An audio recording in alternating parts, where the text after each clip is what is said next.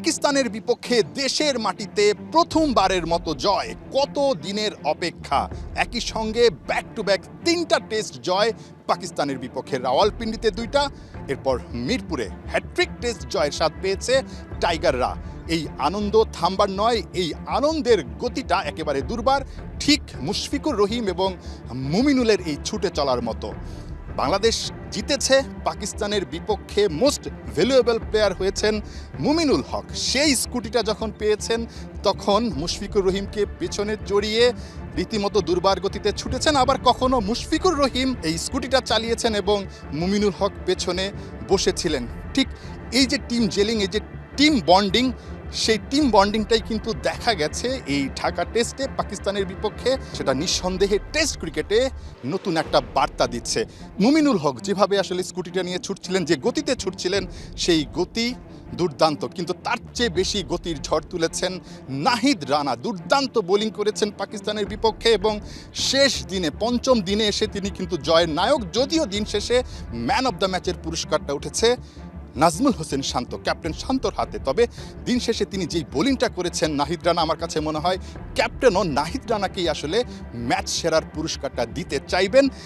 একেবারে শেষ স্পেলটাতে 4 ওভার 5 বল বোলিং করেছেন, 2টা মেডেন নিয়েছেন, 10 রান দিয়ে 4টা উইকেট নিয়েছেন। ক্যারিয়ার বেস্ট বোলিং, সব কিছু মিলে 40 রানে 5টা উইকেট ইনিংসে।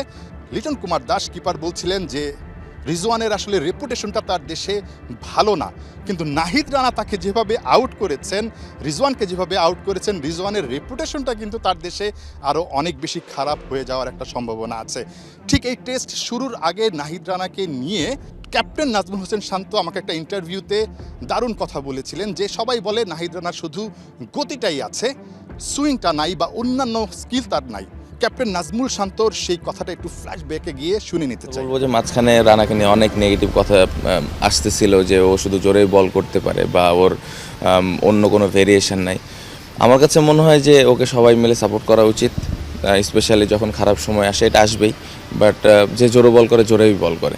সো কারো যদি কোনো ডাউট থাকে, এই ডাউটটা থাকা উচিত না, কারণ ও অনেক স্পেশাল এবং ও যেদিন ভালো বল করবে দল এরকমভাবেই জিতবে। ক্যাপ্টেনের কথার যথার্থ মূল্যায়ন করেছেন নাহিদ রানা। দুর্দান্ত বোলিং করেছেন এবং নতুন একটা কীর্তি কিন্তু গড়েছেন হোম অফ ক্রিকেটে।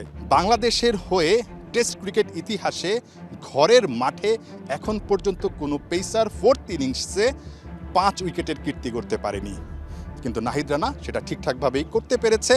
বাংলাদেশের গন্তব্য এখন সিলেটে, যেই সিলেটে গিয়ে বাংলাদেশ আসলে অ্যাটলিস্ট হারতে চাইবে না। যদি না আসলে বৃষ্টিটা জিতে যায়, তাহলে বাংলাদেশ নিঃসন্দেহে এই কনফিডেন্স নিয়ে পাকিস্তানকে হারানোর কীর্তিটা গড়তে পারে সিলেটে। নাহিয়ান বিন জসিম, 71, ঢাকা।